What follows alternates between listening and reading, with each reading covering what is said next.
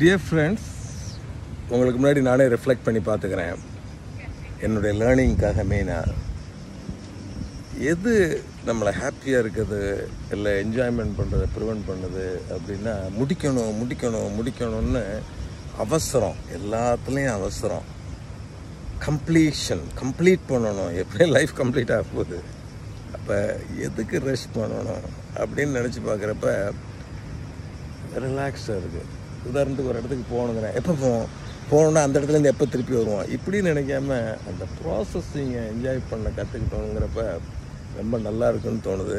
நான் உங்கள்கிட்ட ஷேர் பண்ணிக்கிறேன். So on the way to my museum of Greece, I'm just sitting in a park and relaxing in front of you. No need to rush. No need to do anything. It's beautiful. Beautiful.